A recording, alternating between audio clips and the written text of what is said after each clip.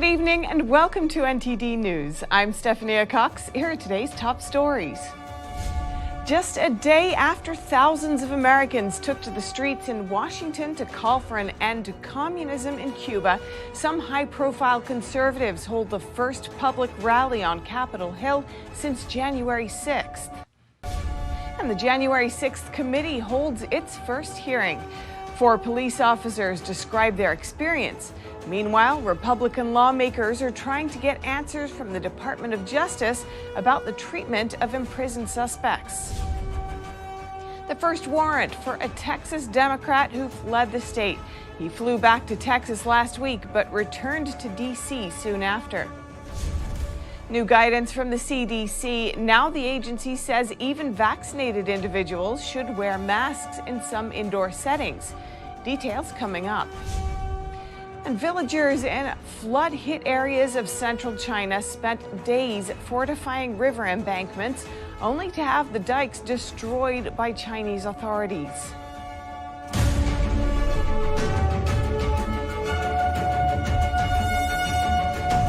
Today, a group of high-profile conservative leaders held a rally on the grounds of the U.S. Capitol, the first of its kind since the events that took place on January 6th. NTD's Steve Lance has more from Washington, D.C. Why are we here? We're here for freedom. For those in Cuba who crave it, we hear you, we support you, we are with you. The Conservative Political Action Committee and several other organizations held a rally on the grounds of the U.S. Capitol today, the first of its kind since the events that took place on January 6th. The theme of the rally was Cuba Libre, freedom for Cuba. Freedom-loving people everywhere rely on America. They rely on our economy. They rely on our power when we project strength and human rights. Republican legislators attending the rally said that this moment in history is important to show the Cuban people that they have the support of the free world. Well, it's important that the Cuban people that are fighting for freedom and liberty understand America's behind them. Cuba, so close to the United States, we need to support these people. We're going to stand up for what we believe in, and we're going to help people across the world get the freedom that they all deserve. We believe in it here. We're blessed with it here. Thank God for our forefathers, and we're going to fight around the world to make sure it happens. And I believe evil regimes, tyrannies will fall. They are illegitimate, they are corrupt, and highlighting liberty is powerful in its transformative power. Yesterday, there was a large-scale demonstration in March that attracted thousands of Americans from all across the country to voice their support for the Cuban people. The elected officials we spoke with today at the Capitol said that this is not just about Cuba, and that when more people speak out for freedom, it will strengthen those who are living under oppression in all parts of the world. This Cuba Freedom Rally today on the Capitol happened to be the first event that's taken place on the Capitol grounds since January 6th. Reporting from Washington, D.C., Steve Lance, NTD News. And the January 6th committee held its first hearing today. Police officers gave testimony before the panel of lawmakers, describing their harrowing experience on that day. The physical violence we experienced was horrific and devastating. My fellow officers and I were punched, kicked, shoved, sprayed with chemical irritants, and even blinded with eye-damaging lasers by a violent mob, who apparently saw us, law enforcement officers, dedicated to ironically protecting them as U.S. citizens, as an impediment to their attempted insurrection. I was electrocuted again and again and again with a taser. I'm sure I was screaming, but I don't think I could even hear my own voice. 4 officers testified at the congressional hearing. It's the first one held by the Select Committee to investigate the January 6th attack on the U.S. Capitol. This 9-person committee is headed by Chairman Benny Thompson, along with 6 other Democratic lawmakers. Also on the committee are 2 Republicans, Liz Cheney and Adam Kinzinger. Both were asked to serve on the panel by House Speaker Nancy Pelosi. If those responsible are not held accountable, and if Congress does not act responsibly, this will remain a cancer on our constitutional republic, undermining the peaceful transfer of power at the heart of our democratic system. House Minority Leader Kevin McCarthy last week withdrew his GOP picks to the panel after Pelosi refused to confirm 2 Republican lawmakers to the committee. On Tuesday, just before the hearing, McCarthy blamed Pelosi for not being well prepared for January 6th. We now have a committee that all of America wants to know the answers to. Why were we ill prepared for that day, and how can we make sure that it will never happen again? But unfortunately, Speaker Pelosi will only pick on people onto the committee that will ask the questions she wants asked. Most Republicans in Congress want to move on from January 6th, arguing that the incident has been heavily scrutinized so far. Pelosi and other Democrats, however, have argued that the panel is needed because it will thoroughly investigate the incident. Some people are trying to deny what happened, to whitewash it, to turn the insurrectionists into martyrs. For months, Democrats alleged that an officer, Brian Sicknick, was killed during the Capitol breach. However, it was later revealed by the D.C. Medical Examiner's Office that he died from natural causes. The office said he suffered 2 strokes a day after the breach. Several Trump supporters died during the incident, including Ashley Babbitt, a U.S. Air Force veteran who was shot and killed by an unnamed officer. Republican lawmakers are doubling down on their efforts to get answers from the Department of Justice about the treatment of imprisoned January 6 suspects and related investigations. Their event also met with pushback from protesters. It's unbelievable to me that the Department of Justice will not let us in their lobby to even answer our questions. Concerned about the mistreatment of January 6th prisoners, Reps Gomert, Gates, Green, and Gosar sent a letter last week to AG Merrick Garland, requesting a meeting Tuesday afternoon to discuss questions they say they've asked for months, but have had no reply. And they've been ignored. They've not just been ignored by the Department of Justice. We've asked questions of other agencies about other issues. They've all gone ignored. Some protesters, including BLM supporters, pushed back against the speeches, one whistling loudly and calling out. They're my problem. They're my problem. But we still need to know, do we have political prisoners here in America or not? Some are being held without bail.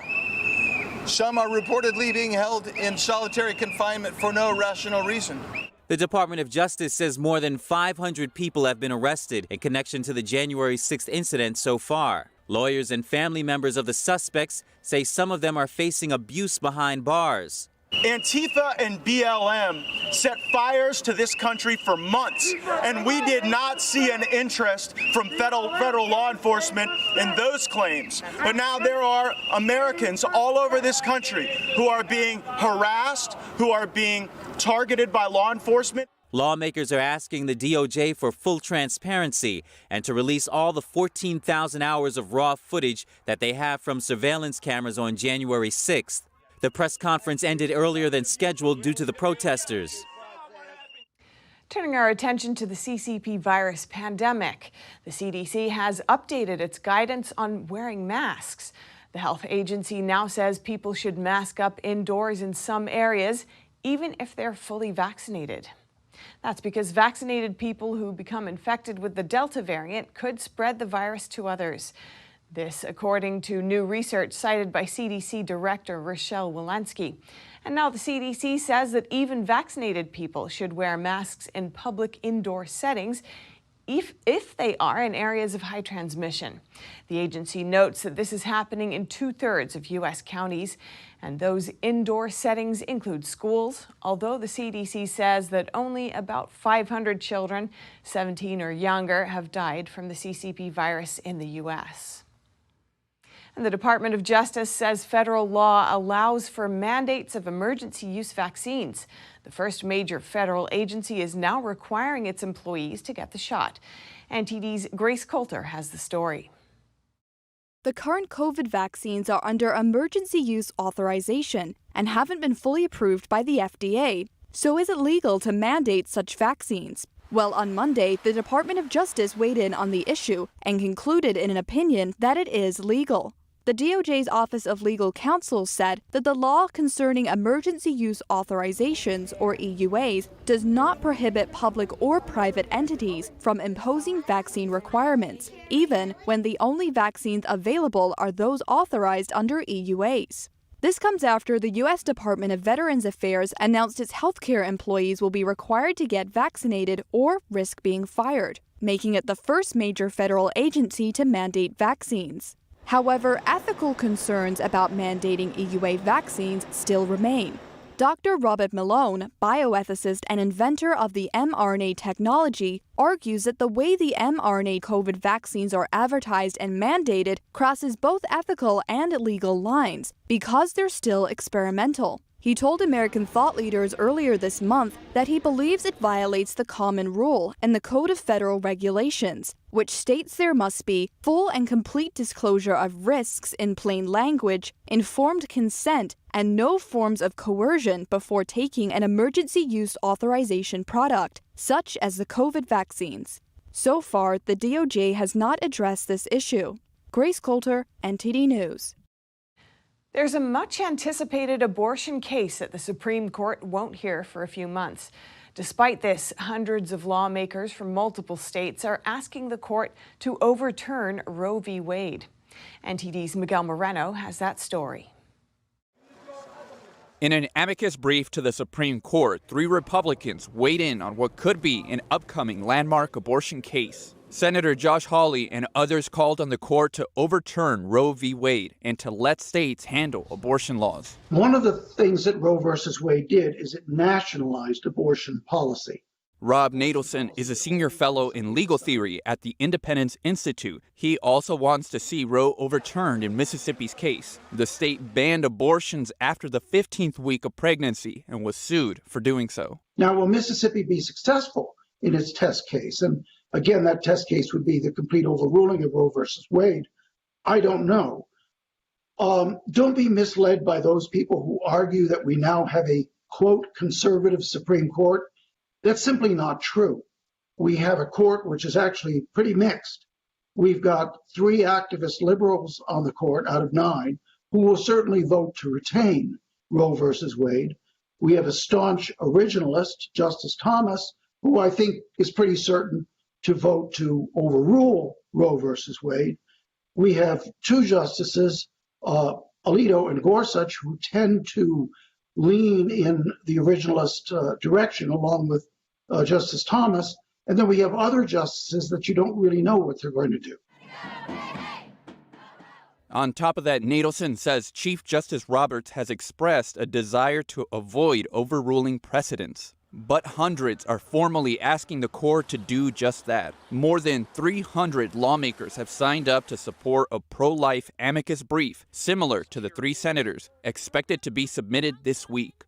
Miguel Moreno, NTD News. More updates on the Texas Democrats who fled their state over the voting bill. The first arrest warrant has been issued for one of the lawmakers. NTD's Allison Lee has the latest.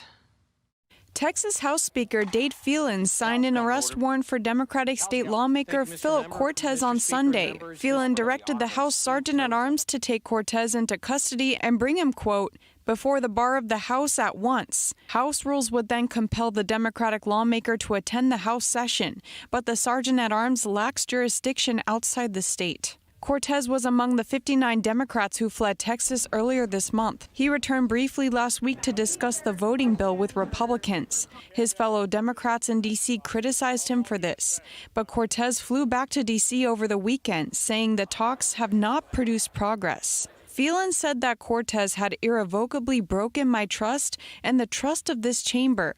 Cortez promised his House colleagues that he would return. Instead, he fled the state. 57 Texas Democrats remain in D.C. Allison Lee, NTD News. Arizona senators issued new subpoenas to Maricopa County demanding that more items be turned over to election auditors because the county is refusing to turn over some items previously demanded by the Senate. And lawmakers from more states are calling for audits similar to the one in Arizona. NTD's Don Ma has the story. Arizona State President Karen Fann and Senator Warren Peterson are demanding ballot envelopes, voter records, and routers or router images from Maricopa County's Board of Supervisors. The board was also told to appear at the Arizona State Capitol for a hearing on August 2nd. A spokesman for the board says the county has already turned everything over that competent auditors would need to investigate the election. But officials previously refused to provide some items that were subpoenaed for the audit. The board says it will review the subpoenas with their legal team and respond in the coming days. The audit liaison, former Arizona Secretary of State Ken Bennett, says he might step down from the audit after being blocked from entering audit facilities last week. He says he was kept away because he shared data from the audit that got leaked to the press. Bennett says he apologized to Senate President Karen Fann and the Senate for revealing the information. Fann says Bennett is still a valuable asset to the audit, and Bennett says he remains committed to it. Florida State Representative Anthony Sabatini wants a full forensic audit in 5 Florida counties. Sabatini, who announced plans to run for Congress, says the audits are to protect elections. Lawmakers in Pennsylvania, Georgia, Texas, and Wisconsin are now calling for their states to conduct forensic audits, following the one in Arizona.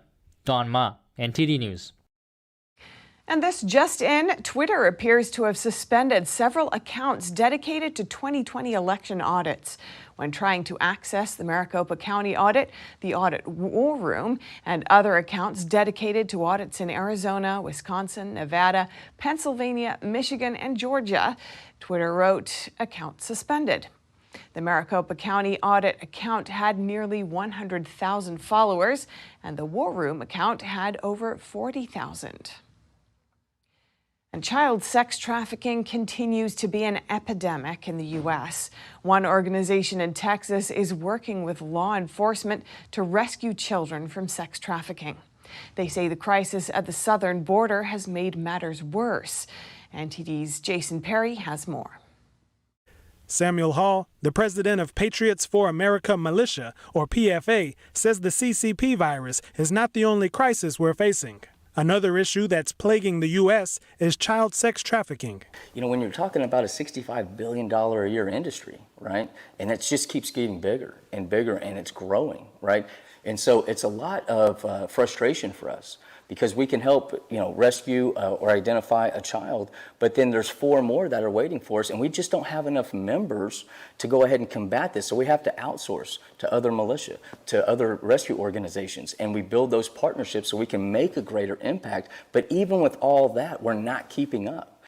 He explains why child sex trafficking is so rampant and can go unchecked. When our undercover was in Allen, in that brothel in Allen, Texas, it was about a month and a half later that the mayor per tem was arrested on child pornography charges with attempt to distribute. And when people ask me, how are these places able to operate with such impunity? Well, who are the customers?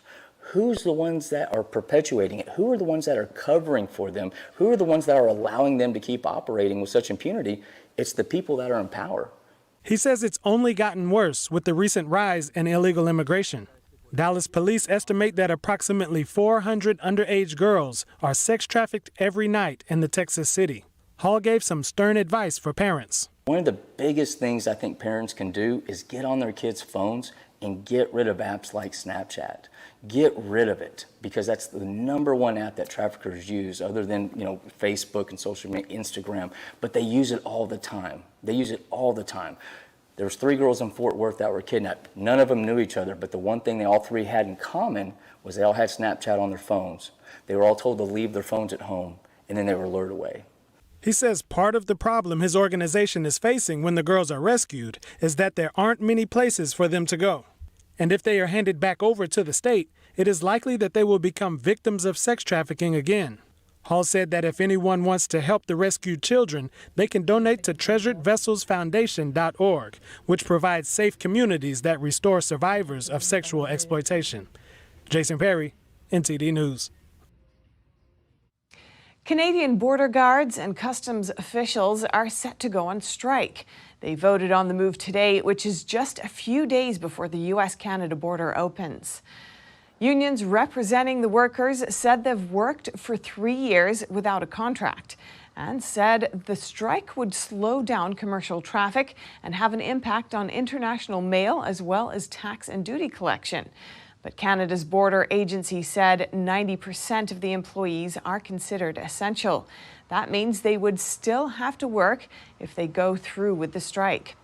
A union president said they're grappling with widespread harassment issues. That's while the border agency expects the workers to continue doing their jobs as they have throughout the pandemic.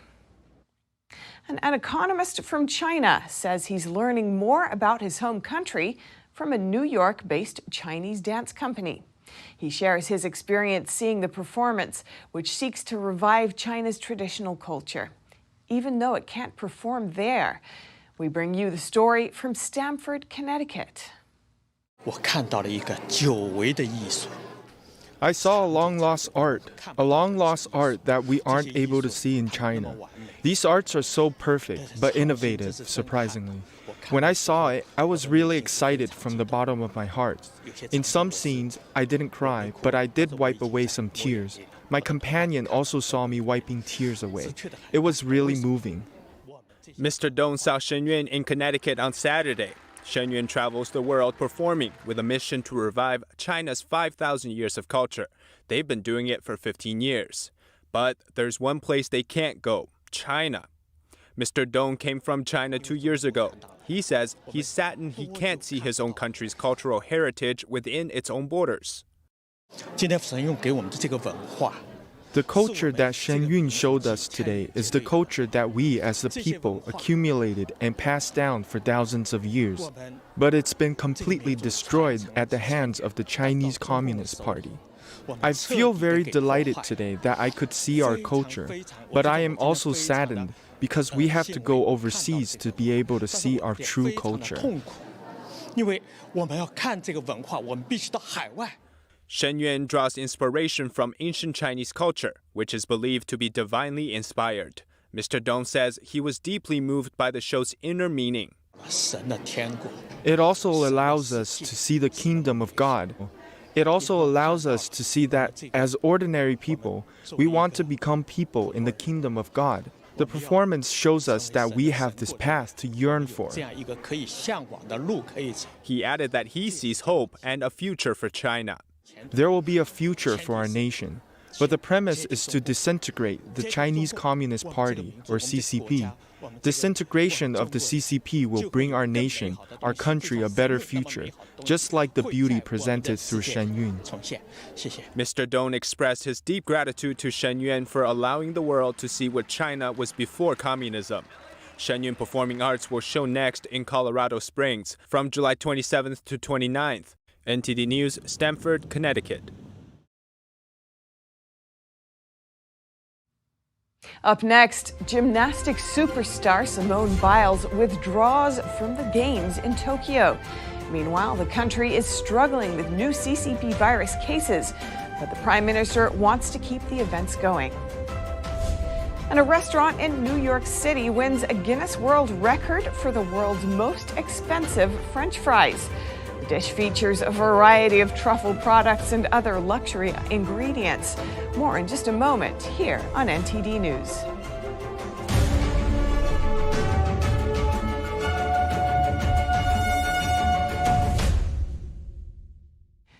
More news out of Tokyo as the Olympic Games go on. One of the U.S. team's top athletes leaving mid-competition, and Japan's prime minister saying he is not concerned about rising virus cases. Tokyo reported almost 3,000 new virus cases on Tuesday, the most since the start of the pandemic. Less than 20 of those were reported at the Olympic Village. Japan's prime minister says he's not concerned the Olympics will get canceled.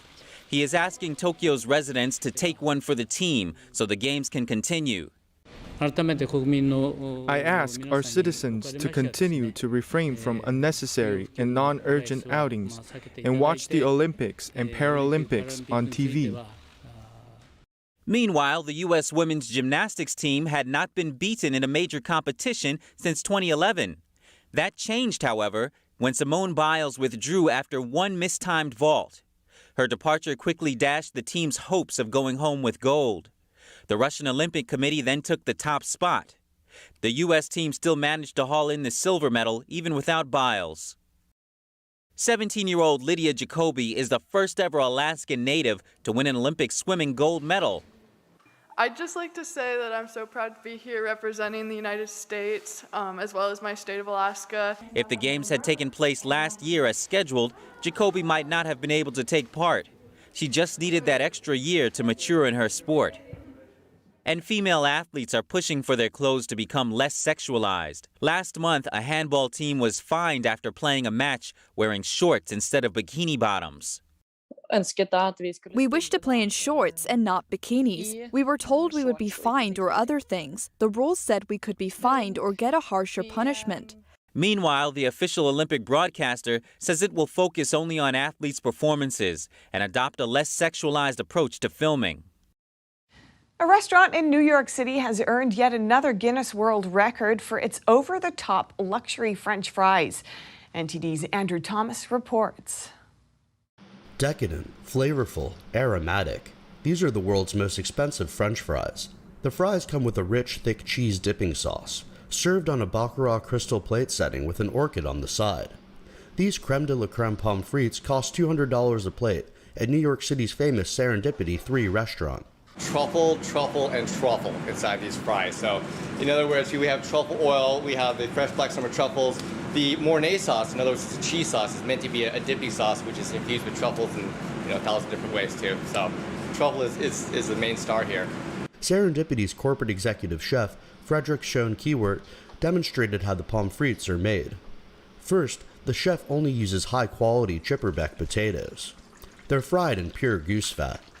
Afterward, the fries are seasoned in Guerin truffle salt and Urbani summer truffle oil. To top them off, shaved black summer truffles from Umbria, Italy. The Mornay sauce is just as elaborate. The savory cheese dip is made with organic udder cream, black truffle butter, and Gruyere truffled Swiss raclette.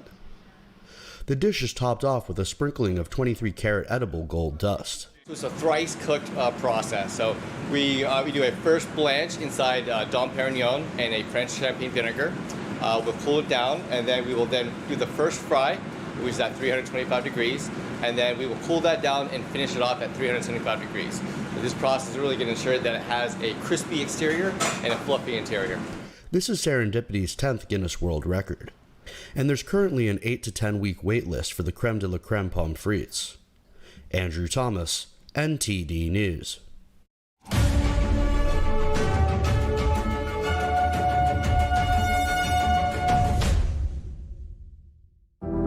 Secure, the true solution for your digital privacy and security. Secure is a private and secure messaging and email solution hosted in Switzerland, using military-grade encryption and Swiss privacy laws, giving you true privacy. Secure is 100% private and does not collect or sell any of your personal data. Secure's Helix technology connects you securely to our Swiss servers without the need of a VPN, guaranteeing privacy and security for all your communications. Secure Messenger doesn't require your phone number or any personal data that hackers target. Chat by Invites allows you to chat privately and securely with anyone outside of your secure network without the need for others to download Secure. Secure Send offers you a private and secure way to email anyone outside of Secure. You won't find this level of privacy or security on any other email or instant messaging application. Visit secure.com. Regain and protect your privacy today. Okay, Dad. 1, 2, 3.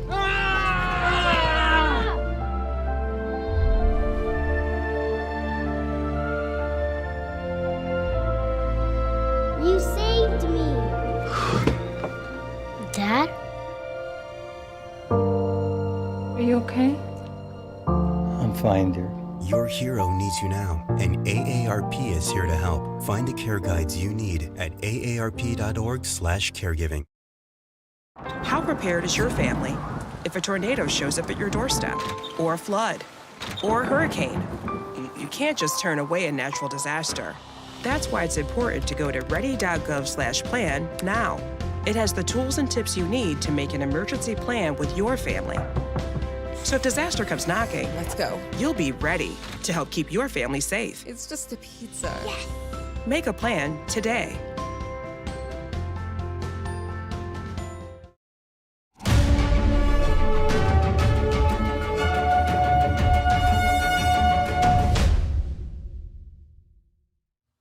California Governor Gavin Newsom approved legislation that waives state park entrance fees for certain Californians. The bill also includes a number of other spending measures. Here's NTD's Cynthia Kai with the details. Governor Gavin Newsom signed legislation that will soon provide free annual passes to select California state parks. Called the California State Park Adventure Pass program, the 3-year pilot program will waive day-use entrance fees to 19 state parks for 4th graders and their families for a full year. Newsom's wife, Jennifer Newsom, championed the initiative. She said in a press release, "Nature is a public good and a crucial public health tool. For adults and children alike, quality time in nature is good for our hearts, minds, and bodies. No state is better positioned than California to leverage the great outdoors to augment our community's health and well-being, especially for youth in underserved communities." This initiative is part of Assembly Bill 148, which was passed and signed on July 22nd. The bill also includes a variety of other public resource revisions. This provides $1 billion to water districts to help them with so many water users who have unpaid bills. This prioritizes small water districts in particular, and also prioritizes districts by the level of debt that they have. The bill also temporarily increases flexibility on drought relief fund usage, transfers $3 million from the water bond to water efficiency projects, and raises the oil spill prevention and administration fee cap on crude oil by 2 cents. Newsom's office did not respond to NTD's request for a comment on the limited state park passes to 4th graders. The $5.6 million in funding for the program will come from Senate Bill 129, which passed earlier this month. The California State Park Adventure Pass program is scheduled to begin by September 21st this year, 1 week after the September 14th recall election. Cynthia Kai, NTD News, California. Fish on the West Coast are being moved by trucks to more suitable waters. Warm and low water levels are affecting the fish. Hundreds of thousands of young salmon are dying in Northern California's Klamath River. Low water levels brought about by drought allows a parasite to thrive, and wildlife officials said the Sacramento River is facing a near-complete loss of young Chinook salmon due to abnormally warm water. As a result, the California Department of Fish and Wildlife has been trucking millions of salmon raised at hatcheries to the ocean each year. In a normal year, we would have released these fish to the Klamath River in about May, June, and river conditions were not good. It was low oxygen, warm temperatures, low flow, and high pathogen loads. On the Klamath River near the Oregon state line, wildlife officials decided not to release more than 1 million young Chinook salmon into the wild. They instead drove them to hatcheries that could host them until river conditions improve. Most people in the U.S. have heard of lacrosse, but not as many are familiar with the original form of the game called stickball. A Texas coach introduces us to the traditional Native American game. On a sunny day in Dallas, Texas, people are coming together to play a unique sport called stickball. Eli Hickman is their coach. It's called a game now, but it was a way of life back then and a way of combat. It's Ishtabuli, which means little brother of war. Hickman is a member of the Mississippi Band of Choctaw Indians. He explains how the grandfather sport to modern-day lacrosse used to have profound significance for his people. Before going to actual war and trying to wipe each other out, we would play this game to settle any kind of disputes they have, grievances. For example, in the 1900s, the Choctaws battled the Creeks in stickball to settle the boundary line between Tennessee. After the Choctaws won, the Creek ladies didn't like it, so they challenged the Choctaw women, and the Creek ladies lost. While no longer a form of combat, the modern version of the little brother of war remains somewhat true to its name.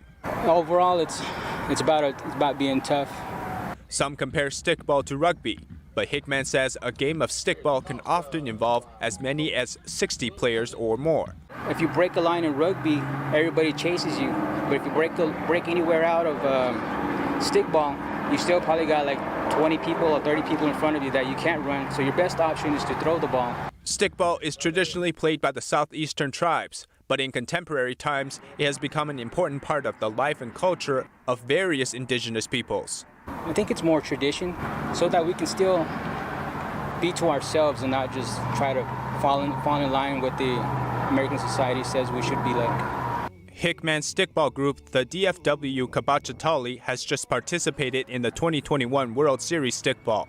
They welcome anyone interested to join in their practice games in Keys Park in Dallas. Just when you think travel is getting back to normal, think again. Some U.S. airlines may have to cancel flights or make extra rest stops because the industry is running low on jet fuel. NTD's Phil Zoe has the story.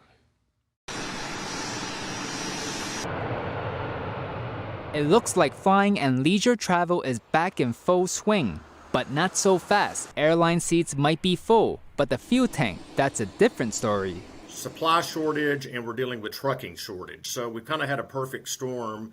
The problem can lead to airlines canceling flights or making extra stops on longer flights just to get fuel. We are notifying the airlines, we are notifying the airports, and keeping them informed as to how much fuel we have coming to them daily. Mark Haynes has been selling aviation fuel for nearly 40 years. He says for airports in popular vacation areas such as Idaho, Montana, and Utah, it could be a big issue. Besides shortage on fuel and truck drivers, aircrafts used to fight wildfires have also taken up a portion of the fuel supply. We all understand that we're in this together, and we know that in order to make the economic system work right, we've got to keep the airlines supplied, we've got to keep the air ambulance operations supplied, and then the firefighting equipment. Haynes says the industry has a tough 60 days ahead, but he expects things to get better in October, when he expects business travel to return and leisure travel to slow down.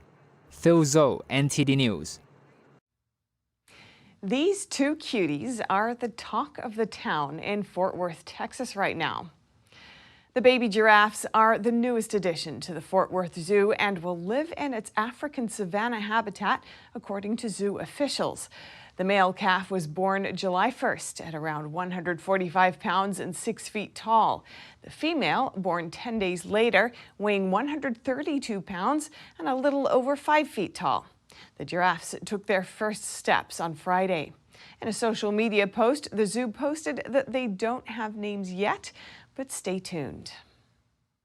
And coming up, a Chinese family split apart by the country's deadly flood. The wife looked for her missing husband for 6 days, only to find him in a funeral home. And excavators sent by Chinese officials smashed up villagers' cars. That's after they were spotted secretly destroying the local river dikes to discharge floodwaters. More soon on NTD News.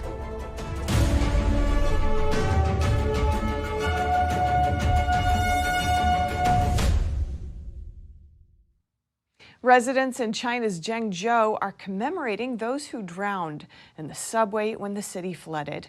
One woman is in deep despair after finding her husband's body in a funeral home 6 days after the flood. NTD's Tiffany Meyer brings us more. The dead are not forgotten. On Monday, stacks of flowers were spotted near a subway station in Zhengzhou City, with memorial cards tucked inside the bouquets. I am filled with grief. They commemorate those that drowned inside the subway cars. Local students also left flowers there and bowed deeply to mourn the victims. A father said at the entrance, a sign beside his bicycle reads, "Daughter, Dad still wants to take you home." But on the same day, local authorities blocked the scene. Videos circulating online show authorities putting 6-foot-tall barricades around the flowers. Local residents were furious. They posted online, "What are you afraid of? What are you unwilling to admit? Don't you know why they died here?" We are not allowed to stay, to watch, to tell others, to discuss, to commemorate, and to express anger. They treat it as if it never happened. The barricades didn't stop local residents from mourning. Many put flowers and cards outside the barricades. A popular online post reads, "Had they blocked the flood on the day of the disaster, they wouldn't have to block people's flowers today." A local Chinese media reported that local residents are taking down the barricades. A wife's search for her missing husband in China has taken a tragic turn.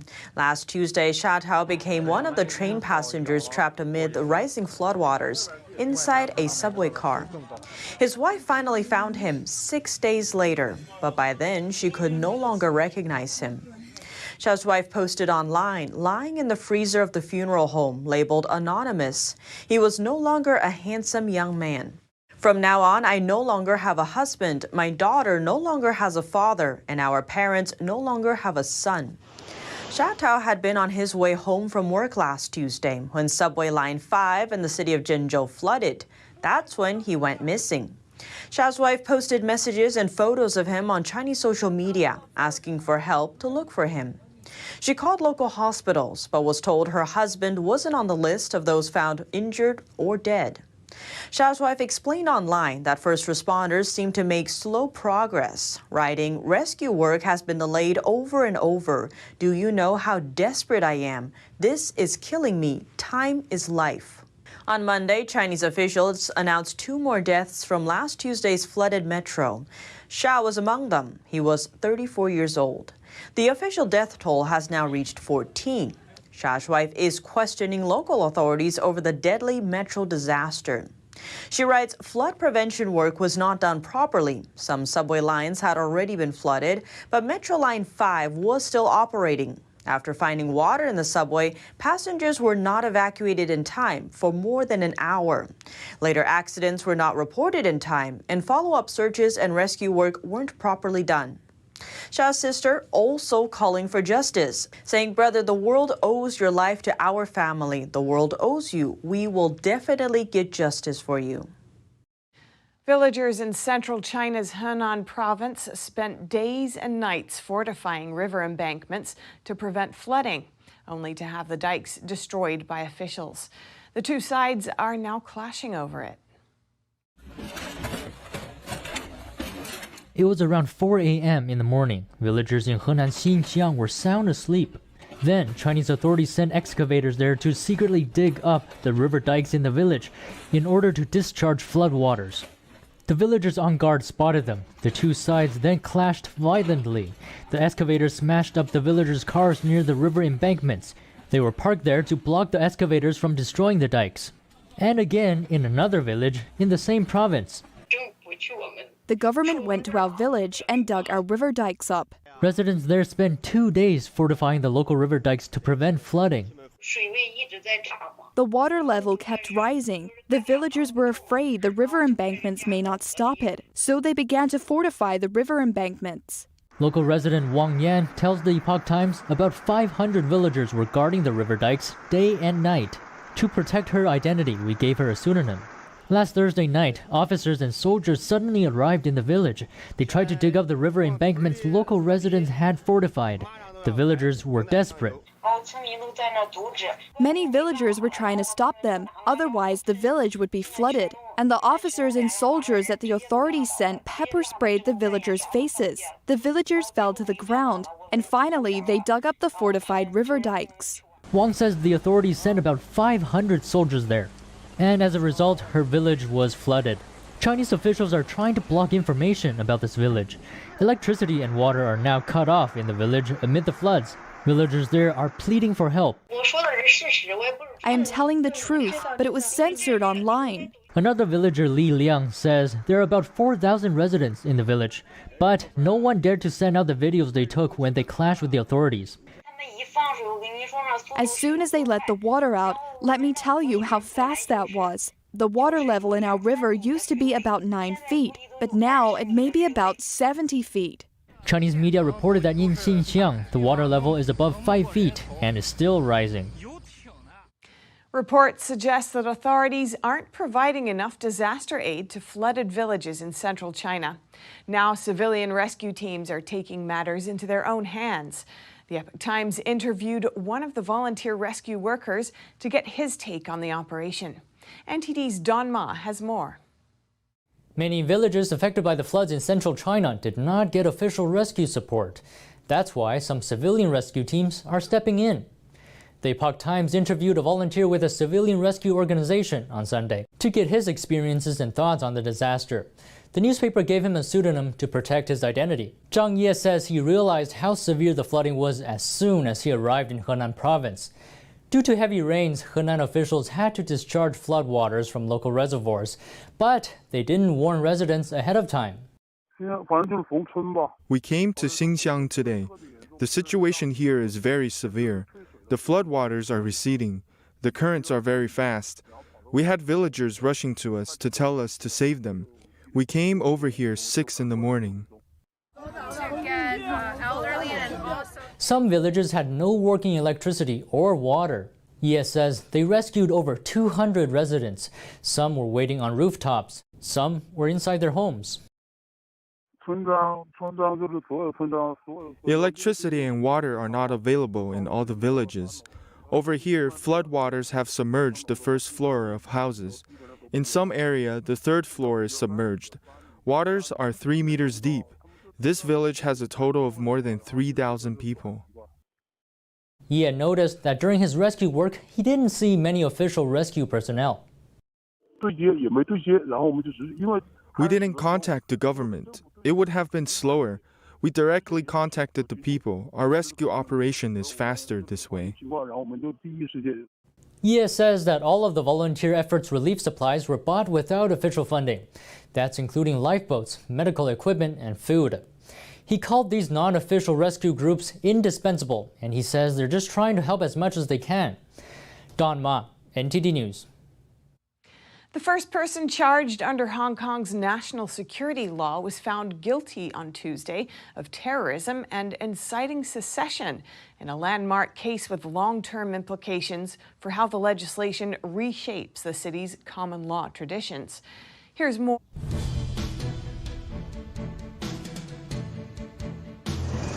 The first person charged under Hong Kong's national security law was found guilty on Tuesday.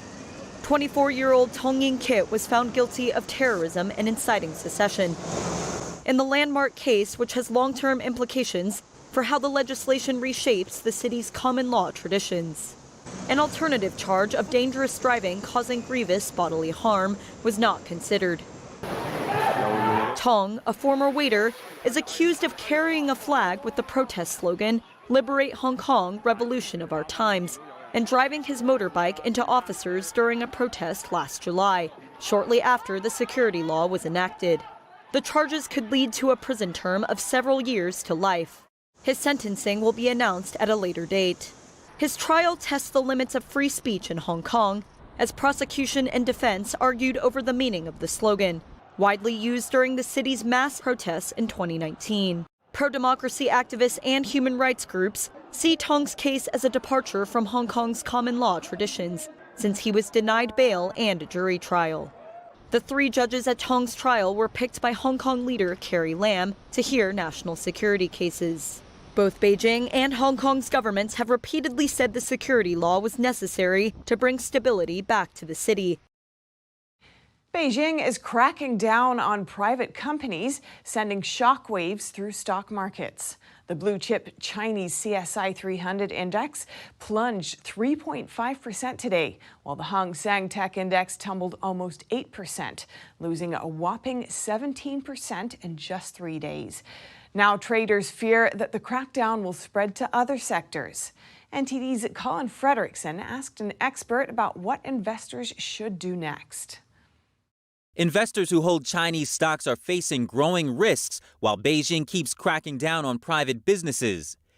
Chinese tech companies just lost hundreds of billions of dollars in market value, and the sell-off hasn't ended. Joseph Trevisani, senior analyst at FX Street, says that the Chinese regime is concerned about losing control. Tech companies control a lot of information access in China. And China is not a free or open information access society. And this is a direct threat. And on top of that, he says the regime wants to avoid public unrest.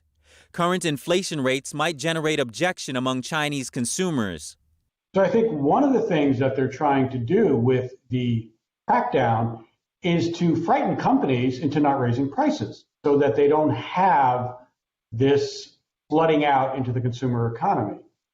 Oliver Jones, senior markets economist at Capital Economics, says these events show that the authorities are more willing to upset investors than before, and large investors have already started to unload their shares. Cathie Wood cut holdings to less than 0.5% this month.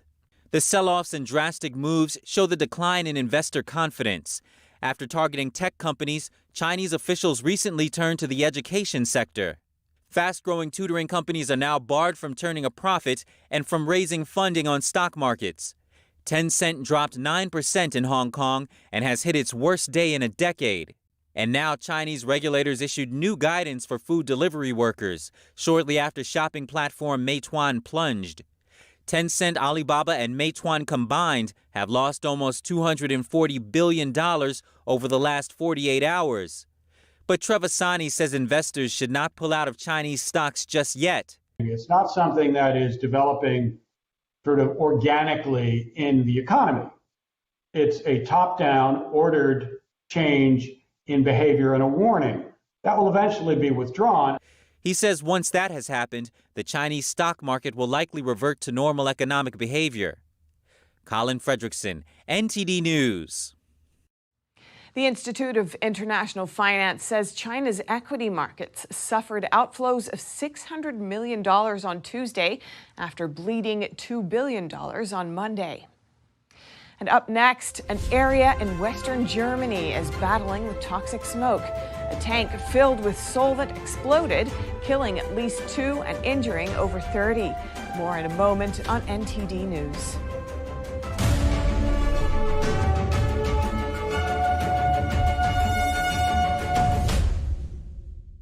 Hi folks, Joe Namath here with a new message about your Medicare benefits.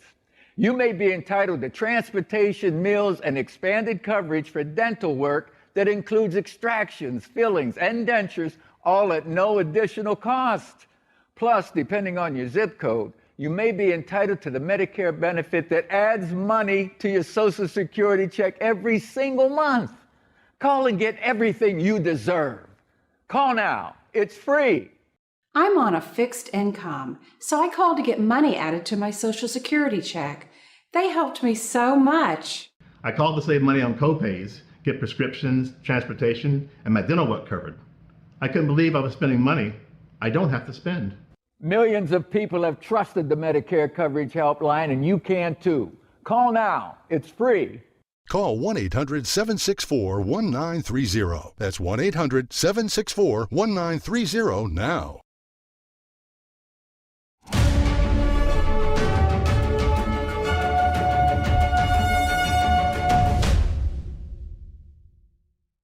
First responders in Germany are looking for missing factory workers after an oil terminal exploded on Tuesday morning. So far, 2 workers are reported dead and 5 more are missing. NTD's Arian Pazdar has the story.